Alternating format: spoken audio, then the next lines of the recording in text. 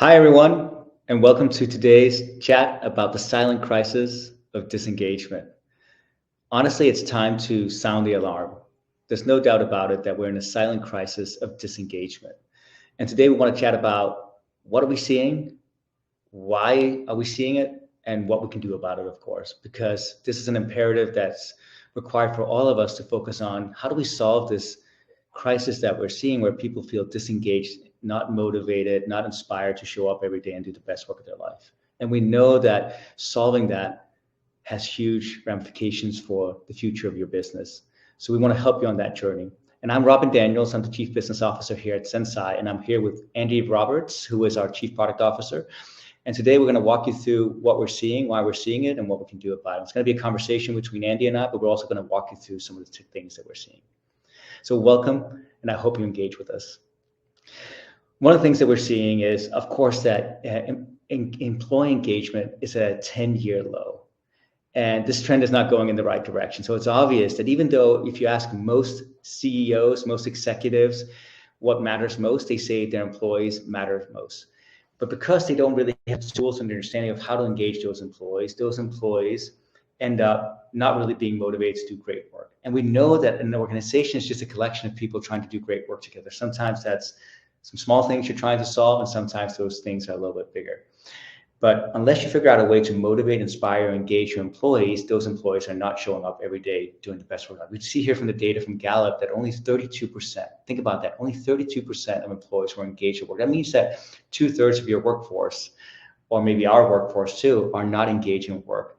And if we want to really solve these bigger challenges that we have to figure out how do we do that? And we have to dig deep to do so. And so when we think about, this trend, honestly, it's nothing new. That's why I'm saying it's really time to dig deep and maybe think about things differently, because every year we see the same trends over and over and over again. Yet we know that solving this deep crisis has huge impact for the organization. We know that employees who are motivated, inspired, and engaged, they show up every single day and they contribute more innovative, more groundbreaking ideas for the organization.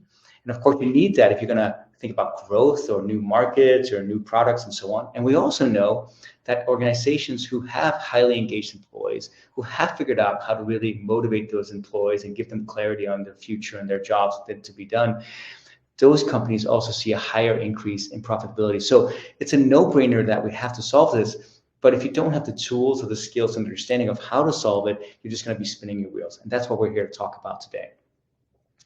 And so we believe that we're really witnessing this people revolution that's really profound. It can't be understated enough, because when you think about the most important asset that you have in a business, 70% of most costs within a business are focused on people costs. And if we're not getting the most out of those people, we're really missing something. And so we believe that we're in this profound change in the world where we're witnessing a people revolution, where the first generation of thinking around HR or people was really focused on taking care of the basic needs that those people had. We call it like HR 1.0. And it's super important, of course, because making sure that people get paid, that they take their vacation, that they get their benefits and so on, super important. Honestly, it's been around for hundreds, if not thousands of years, and it's not going away anytime soon. But we also know that it's not enough just to focus on those things to inspire people to do the best work of their lives. We kind of started realizing this probably 20, 30 years ago, and we thought, let's change it up a little bit. Let's change HR, because it sounds a little rough and outdated, to something a little bit more modern and inspiring. Let's call it people and culture. Let's hire a chief people officer to solve this. And let's turn the office into kind of this playground where there's kombucha on tap, free pizza, lots of social activities. The office is kind of cool suddenly. And I was at the forefront of this trend, of course. I was the chief marketing officer at a company called WeWork, which was all about making sure that when people showed up at work, it wasn't a soul-sucking experience, but actually providing inspiration and motivation for those people to come together and do great work together. And it did help a little bit, but it didn't really solve the underlying deep-seated need that we all have for doing great work that's motivational and inspiring and progresses us towards a future that's better for us and also the businesses that we work for. Quite interesting, Robin, that you were at the forefront of Gen 2 here. I know. It's interesting, obviously, so you know it better than anybody. But what would you say? What would you say is the next stage from your perspective? Well, what's interesting, Yeah, I mean, I spent 20 years of my career in Silicon Valley companies, and a lot of that thinking was around, can we get people together and kind of make the office kind of a campus style like it is in a university? I'm very inspired by that, where people are spending a lot of time together and all their kind of needs are taken care of. And we do that in a social way where people, of course, get to know each other. And it does help, of course, once you feel like you're part of something bigger than yourself, that sense of belonging is really important for you to show up and do great work every day. But when you look at the data why most people are disengaged, it also says that it's because they feel like they don't have the mentorship or coaching. They don't feel like they're progressing in any way towards a career that's inspiring for them. And so what we're seeing now here in 2025 is that the future has to be focused on something radically different, not just slightly different, but radically different. And we call this human success. And we believe that the future is about making sure that every single human being who works in your organization is empowered to succeed every single day. What does that mean? That means that they have the skills, the knowledge, the motivation that they need in order to do a great job, not just today, but also for the future. So they have clarity around what they need to achieve. They have continuous opportunities for growth and learning. They have a career path that's inspiring for them, not just that puts them on a path that's kind of standard for everybody, but something that's inspiring for them personally, and where they have that deep engagement every single day, not just in the work that they're doing, but also in the team that they're working with, making sure that you have people on your side, you're belonging to something that's greater than yourself. Once you crack the code on that, you unleash a power and energy that's completely unstoppable. And especially then when you add in the coaching and mentoring element, because we all have growth opportunities. I've been working for over 25 years in my life, but I can still learn a lot every single day. So having those coaches and mentors in my life that pushes me in a certain direction is really important. And everybody says that over and over. The data shows that when people have coaches and mentors on their side to inspire and motivate them, they end up doing greater work every single day. So very, very exciting for sure. And so we have to solve this. And what that looks like is really around, can we think about how do we engage people deeply? How do we make them perform at a level that's great today, but also even growing for the future? And how do we ensure that those people are also learning the skills that they need in a time of rapid change? Think about how fast things are changing, especially in the age of AI, that they don't just have the skills today to be successful, but also for the next 3 to 5 to 10 years and so on. So learning and growth and development is all important. And on their own, engagement is important, learning is important, making sure you hit your goals are really important. But when they come together, that's when the magic happens, because then suddenly you have an employee or a team that's performing at the highest level and highly motivated for the future of their business. And that's why, of course, Andy and I are so passionate about this, why Andy, we ended up partnering up together on building a company around solving these three things, because once they come together, they're all important.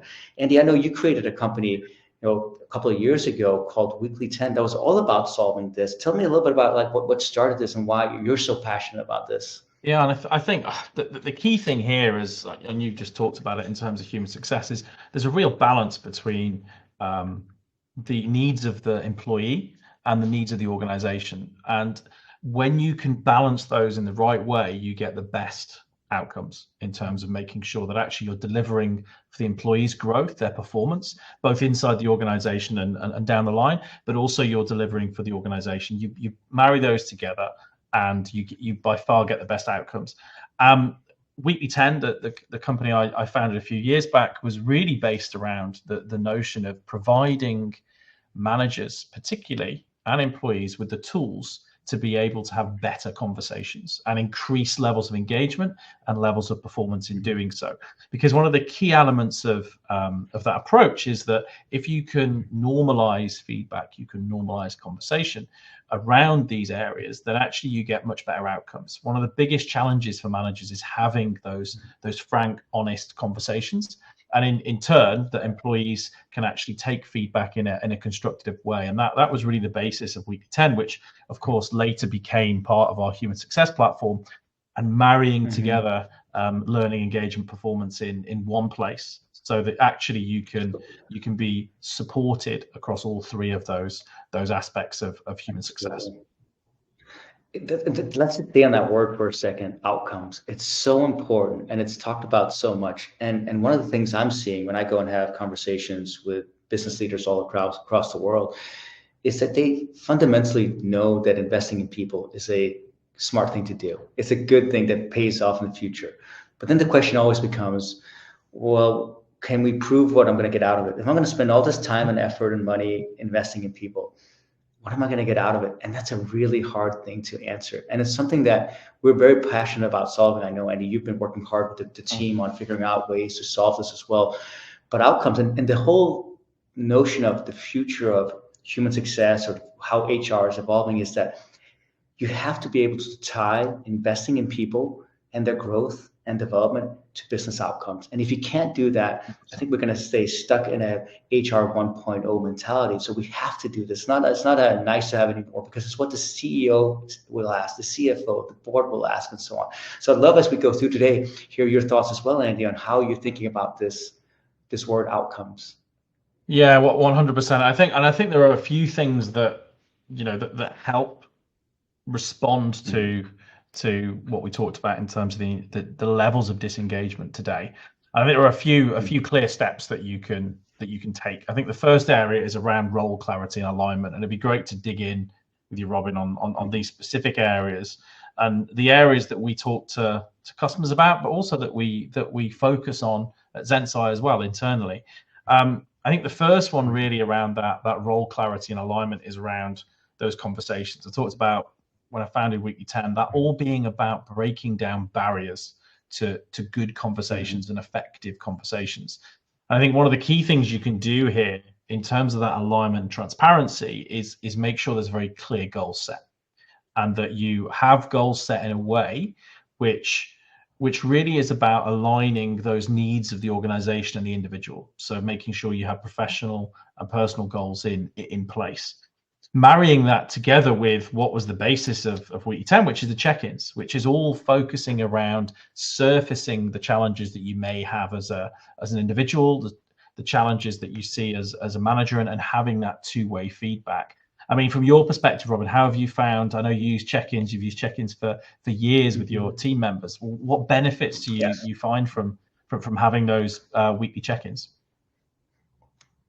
The key word is alignment. The main thing, if you're trying to make an organization great and you're trying to create a high performance culture and a high performance team, the number one thing you have to do is you have to give clarity on what you're trying to achieve and how you're trying to achieve that. And then, of course, as part of that is, what are people's roles as part of those goals? It's very hard to achieve greatness or momentum or growth if you're working on something that's unclear and you don't know what your role is in it. And you get that clarity by ensuring that cascades from the very top to the department, to the team, and to the individual. And then you have to use the check-in and these conversations to ensure that the people, not just on a monthly or quarterly basis, but on a weekly basis, are working towards those goals. And we've all had those moments. I'm sure you have, Andy, many times in your career. I've had those moments where I get to Friday night and I felt like my week was so busy and I was just kind of working my butt off. But I don't really know if I achieved anything worthwhile because I was maybe working on the wrong things. I was just fighting fires. And so the weekly conversation becomes all important in calibrating that people are working towards the goals that really matter, because you get joy and fulfillment out of life and out of work if you feel like you're working on something that really matters. The worst is when you're like, I don't really know if I made a difference. Those kind of weeks really suck. And so the whole point of this kind of cadence is that to give people the confidence and the clarity that they're working on things that really matter, not just for themselves, but of course for the team and also for the business itself. 100%. And those weeks are okay, right? I've always found it when I'm doing check-ins with team members. If team members have somehow smashed it out of the park every week, it's almost unrealistic. It just can't be the case, completely. right? I still have those weeks where I'm like, oh, that was really busy, but I'm not really sure if I achieved anything. And it happens. We're human, 100%. Of course, right? 100%. And this is the opportunity to see, well, if it's been a few weeks like that, then is there something we can change? And can the manager support? Right. How can we move to the situation where actually we're working on the right things rather than getting maybe pulled into the business as usual too often or firefighting? And I think it's a great data point. I also think it's changed with a new generation of workers. I actually asked on my LinkedIn. I have a decent amount of followers, so the responses were, I think, statistically significant enough to actually matter. So I asked, how often do you want to have a conversation with your manager about progress and goals and what you're working on? I asked, do you want to do it yearly, quarterly, monthly, or weekly? And by far, the majority of people said weekly or monthly. So this idea that you can leave it to a quarter or every year is completely antiquated. That's not what the 100%. current generation of workers want. They want that. They don't, and the conversations doesn't have to be big or heavy. It just has to be small calibration so you know you're working towards the right things every single day. 100%. I think it's the key. It's really the key to that ongoing engagement. And then also, if you can have those frequent check-ins, of course, when it comes to those performance conversations, you've normalized that ongoing conversation. And you've also now got a lot of data really for yourself in terms of reflection when it comes to performance review or promotion review or whatever that may look like within your organization. If you've actually been calibrating and you've been reflecting on a very regular basis, you have that opportunity to actually reflect in an objective way rather than being affected by recency bias or anything like that as well. So I find that the check-in is really the power that pushes everything else in that process forward. And I think that's what it's all about. It is about that frequent reflection and keeping people on track. If you're able to stay on track, and as you mentioned, Robin, you get those weeks where things don't quite go as you expect, and you'll be off track from where maybe you're expecting. But if you get that feedback, you're able to actually have that closer alignment. So, when we see the stats that 79% of employees feel they don't get enough feedback, and also that younger generations are expecting more and more feedback, it really does put the onus on us within organizations and as managers and leaders to make sure that actually we're actually practicing that. We're really giving employees the feedback at the right time when they expect it, because that's the most powerful thing I think as a manager you have as a tool, is the ability to provide feedback. And I'll also say, once I started adopting this mindset and started putting it into practice a few years ago, maybe it started, I would say maybe 10 years ago or a little bit, maybe 7, 8 years ago, it also made me a better leader, because suddenly it's you show up in a way that's very supportive of the team that's working for you, in a way that there are no surprises. This is happening. How can I help you? What can I give you that you need? What skills don't you have? What resources don't you have? What can I do to unblock anything that's standing in your way for achieving? And if you find that out at the end of the quarter, then oftentimes I found, at least in my experience, those conversations become a lot more contentious. I've had it both ways, both with my team, but also with my manager, where it's like, well, why didn't you do this? Why didn't you tell me sooner that this wasn't on track, so we could have done something about you? And now by having these kind of lightweight weekly conversations, it just becomes, I can adopt a much more of a servant leader mindset, where I can help unblock, strategize, give you the tools, resources, skills you need, whatever it is that's blocking you to be successful. I'm on your side. And it's really a game changer. 100%. And then you've also got, when we talked about this on the just a moment ago, in terms of goal setting and alignment through that, and making sure, whether you're using goals, whether you're OKRs, using OKRs is making sure that actually the work that we're doing is the work that matters to the organization. Of course, we want to be achieving human success at the individual level, but of course that should be aligned to where the organization is going, and setting that structure. And I think that the danger with goals and OKRs that I've always found is that people try and measure everything with them. And the most important thing about goals and OKRs is not actually so much the fact that you can get really accurate data and you've got this data dashboard that gives you your business's health. It's actually about alignment. It's making sure that the organization, the department, and the individual is in a way forced to prioritize the most important things. And I always say that 3 being the magic number for goals. If you can set 3 goals at each level, that will force you to think about the 3 most important things. Of course, you may want to set those quarterly or annually, and if you achieve them, of course, you can bring in another goal. But I think setting that kind of artificial limit really benefits you from a prioritization perspective.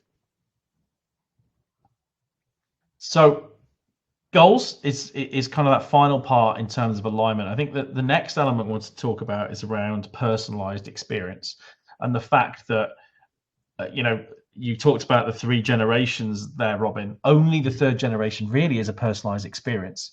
In Gen 2, not everybody likes to play table tennis, for example.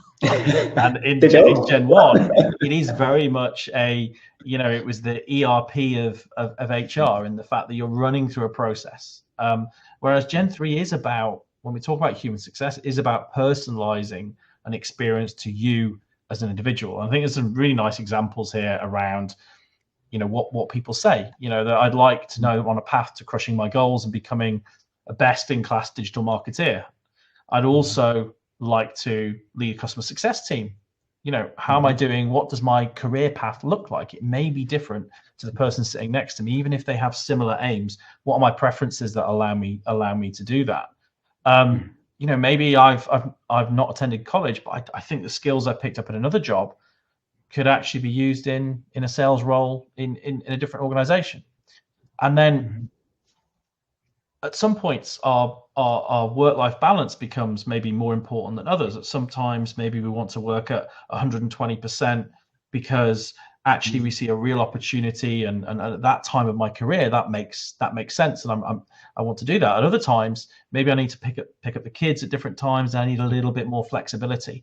And this is all about making sure that we provide that personalized experience in a way that allows people to be successful in the way that is important to them in their career, but also in terms of the short term as well. And I think the starting point for that for us is around skills, and making sure we understand where our skills are today and what skills we need to achieve our ambition, really. And this is an example here actually from our own platform that shows you where you are today, and that feedback can come from your manager, and you can self-assess around the skills you're at today, and then we help close that gap for you. And again, we align those personal aims with those of the organization as well, and importantly, understand those different learning preferences. I mean, Robin, from your perspective, if you were to sum up, your learning preference, what would it be? Would it be going and doing a formal course or doing an in-person session? How do you absorb information and skill up?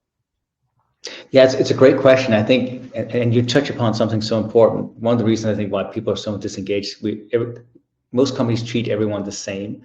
And until you get to dig deep and kind of figure out people's motivations and ambitions, you're always going to miss a trick. I mean, in my 20s, I really valued becoming really good at something, digging deep and learning some core skills so I could be known for being the best of the best. And then in my 30s, it was more around, well, as I started becoming a manager, how do I learn how to manage people and do so at scale? And here, a little bit later now, I'm really thinking about how do I both grow a business strategically, but also inspire people to show up every day and do the best work of their life. And those are all different phases of life and require different skills to be able to do so.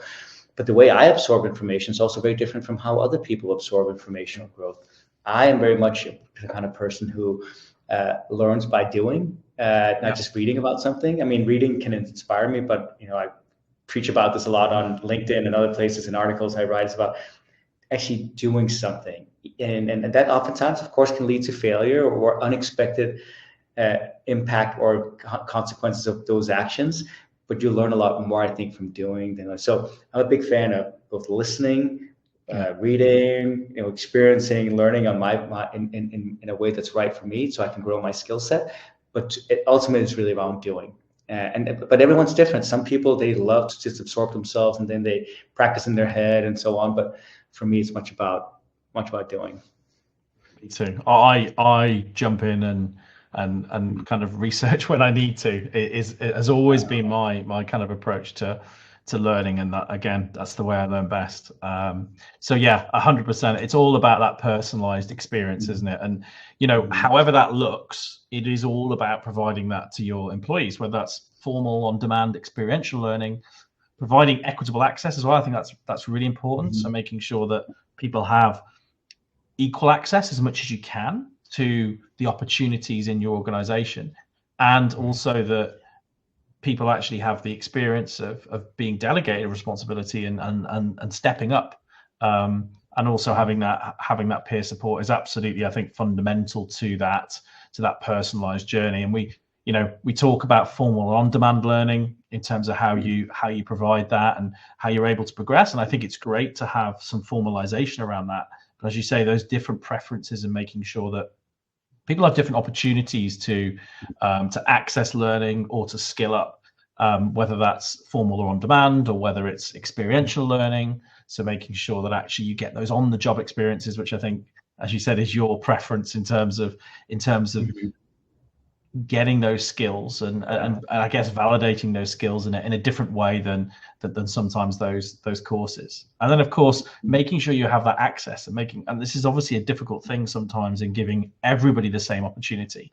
But I think as much as anything, from my perspective, it's about at least people knowing what the opportunities are, and maybe those opportunities, certain opportunities are only available, within certain parts of the organization or in certain functions or at certain levels in the organization. But when you have some transparency around that, it gives people the ability to actually understand what success could be for them and what the opportunities look like as well. So I think that's a key part to it as well. Delegation and peer support, we talked about this previously, around how that can really level up. I mean, in your experience, Robin, have you seen your experience of kind of providing people with opportunities? I know that you've done this throughout your career. What's your view on the power, I guess, of delegation and giving people that organizational exposure? I think it's all important. The truth is that any business, doesn't matter if you're a small business, medium-sized business, or a large business, you're working in collaboration and cooperation with others. And so being able to actually have much tighter relationships with those people around you will foster an environment of togetherness and belonging that allows you to both learn and grow from each other and utilize each other's skills, but also, of course, figure out where you have the gaps, and you can actually figure out then together what do you need in order to actually grow successfully together. And so I think around peer support, I mean, I'm 100% where I am because so many people around me, whether they have worked for me or been my peers or even been my managers, have been able to kind of lean in and figure out what can we do together to make sure that us coming together, the sum of those different people and parts and skills are greater than us individually. And this is a part of that. And we want to make that more visible, because right now it's hard to figure out, it's hidden. And in a remote first world, it's even sometimes harder. Yeah. But if you have the right tools and platform, you can figure that out very quickly, and you can actually optimize your team structures and team growth opportunities for maximum impact.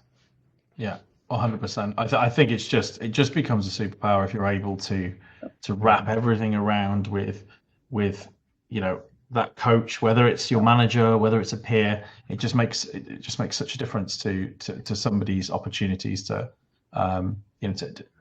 give them that exposure, that experience. So yeah, 100% agree.